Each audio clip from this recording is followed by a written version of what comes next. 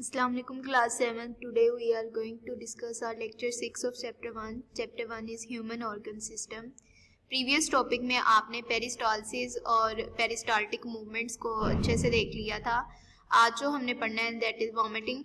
Vomiting को अगर देखते हैं तो कैसे उसका होता है पूरा प्रोसेस. तो sometime peristalsis work in reverse and pushes the food in stomach up and out through the mouth. ठीक है, तो पेरिस्टालसिस आपने देखा और पेरिस्टाल्टिक मूवमेंट में क्या होता था कि फूड जो थी वो हमारी एसोफेगस से स्टमक में आ रही थी. ठीक है, और जो वो मूवमेंट हो रही थी उनको क्या बोलते थे हम, पेरिस्टाल्टिक मूवमेंट, और उस प्रोसेस को क्या कहा जाता था, पेरिस्टालसिस.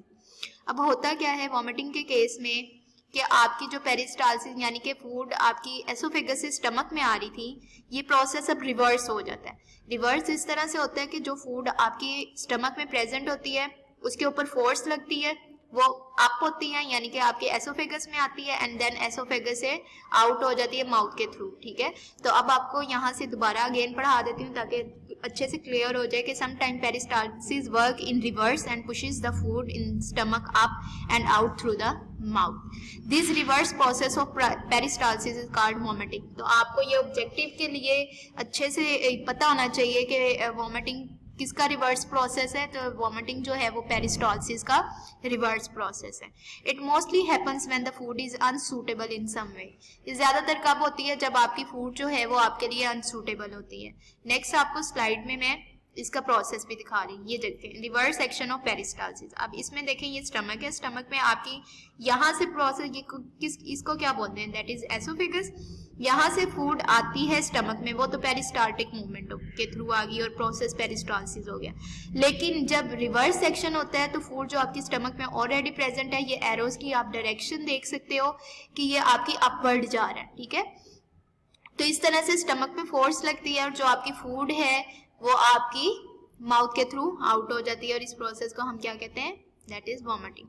उसके बाद है नेक्स्ट जो हमारा टॉपिक है, new topic, disorder of digestive system. ठीक है, डिसऑर्डर्स क्या होते हैं कि जो प्रॉब्लम्स आपके डाइजेस्टिव सिस्टम के साथ हो सकती हैं. Some common digestive disorders are diarrhoea, heartburn, constipation, ulcer and gas trouble. ये 5 आपके डिसऑर्डर्स लिखे गए हैं. ठीक है, जब आपने इसको लिखना है अपना, ये शॉर्ट क्वेश्चन भी आपसे पूछा जा सकता है, तो आपने इसके इसी तरह से पॉइंट्स बना के फिर इसको लिखना है. जो आज हमने फर्स्ट पढ़ना है वो डायरिया है. डायरिया से आप फेमिलियर भी हो गए अच्छे तरीके से, लेकिन आज इसको हम प्रॉपरली पढ़ लेते हैं तो आपको इसके कॉजेज और सारे सिम्टम्स वगैरह भी पता चल जाएंगे. तो डायरिया की अगर हम डेफिनेशन देखते हैं स्टूडेंट्स, तो diarrhoea is passing semi liquid faeces है. ठीक है, ये इसकी डेफिनेशन है. उसके बाद इसके कॉजेज में कि किस किस वजह से ये हो सकता है, तो it may be caused by an infection, या तो आपको कोई इन्फेक्शन हो सकता है एब्डोमेन में. ईटिंग कंटेमिनेटेड फूड, आपने कोई गंदा खाना खाया हो सकता है, मतलब बाहर से ऐसा फूड लिया हो सकता है जो कि आपके लिए सूटेबल नहीं था. A reaction to some medicine, कुछ मेडिसिन ऐसी होती हैं जिनकी वजह से आपको डायरिया हो सकता है. और जस्ट एंजाइटी और एक्साइटमेंट. एंजाइटी होता है बच्चों परेशानी, और एक्साइटमेंट यानी कि खुशी अचानक से जो मिलती है उसमें भी आपकी उसकी वो भी डायरिया के कॉज हो सकते हैं. नेक्स्ट है आपके सिम्टम्स ऑफ डायरिया. ठीक है, आपको पता कैसे चलेगा कि आपको डायरिया हुआ. तो some of the most common symptoms are abdominal pain. सबसे फर्स्ट तो यही है कि आपके पेट में दर्द शुरू हो जाती है. क्रैम्पिंग्स, क्रैम्पिंग्स में आपके मसल जो है वो स्ट्रेच हो जाते हैं. ठीक है, लेग्स के मसल या आपके एब्डोमिन के या फिर आपके जो है शोल्डर के, तो आपकी बॉडी में ओवरऑल क्रैम्पिंग्स भी हो सकती हैं. थर्ड है ब्लोटिंग. ब्लोटिंग में भी यही दिल खराब मतली. और नोजिया, नोजिया भी सेम ब्लोटिंग है, नोजिया. नेक्स्ट है लूज मोशंस हो सकते हैं, फीवर हो सकता है, और ब्लडी स्टूल्स यानी कि फीसिस के थ्रू आपके ब्लड जो है वो आ सकता है. तो ये सारे क्या थे, सिम्टम्स ऑफ डायरिया. ये 7 है. ये इसी तरह से हर एक सिम्टम का आपका जो है वो मार्क होता है, तो इसलिए आपने इनको इसी तरह से नंबरिंग करके याद करना है. उसके बाद अगर हम एक्सप्लेनेशन इसको थोड़ा सा एक्सप्लेन करते हैं डायरिया को, तो इस तरह से करेंगे.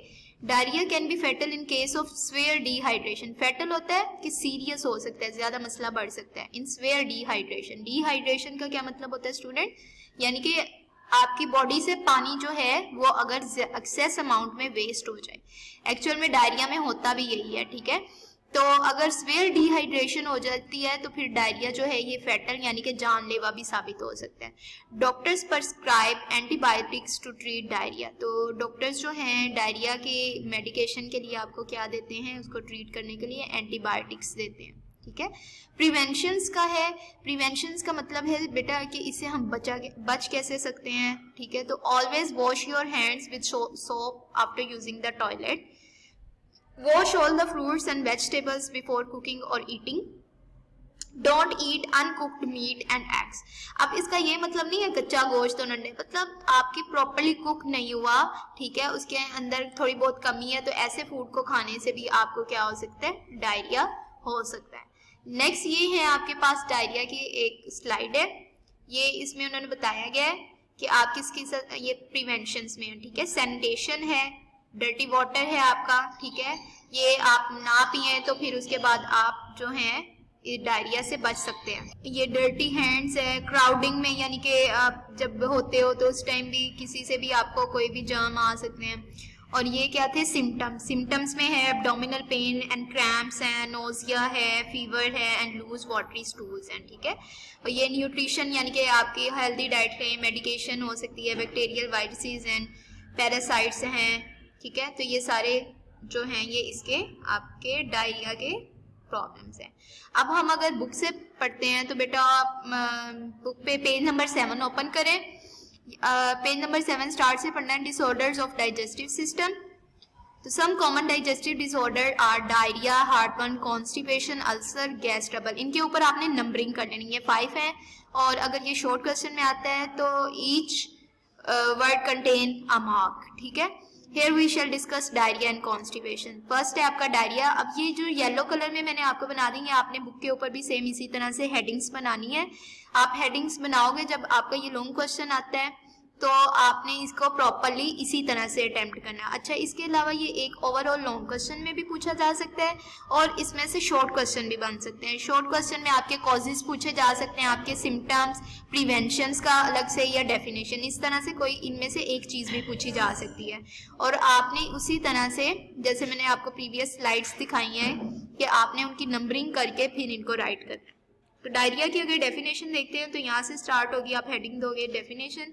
Next, diarrhoea is passing semi liquid faces, यहाँ तक इसकी डेफिनेशन हो जाएगी।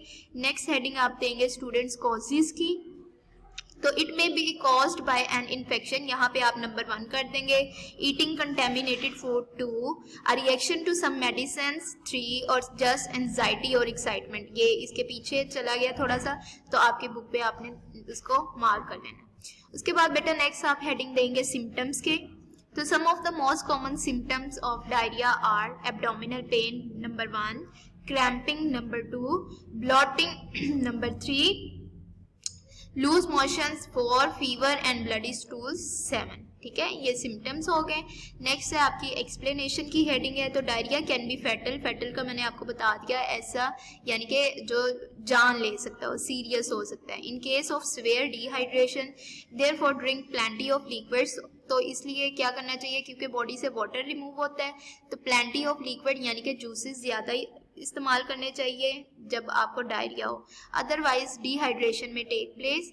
Doctor prescribe antibiotics to treat diarrhoea, we can prevent by following the step tips given below. तो यहाँ पे आप हेडिंग किसकी दे देंगे, प्रिवेंशन की। ये 3 आपकी प्रिवेंशन के जो हैं वो पॉइंट्स हैं। तो always wash your hands with soap after using the toilet. Second जो है wash all fruits and vegetables before cooking और eating. And third is don't eat uncooked meat and eggs.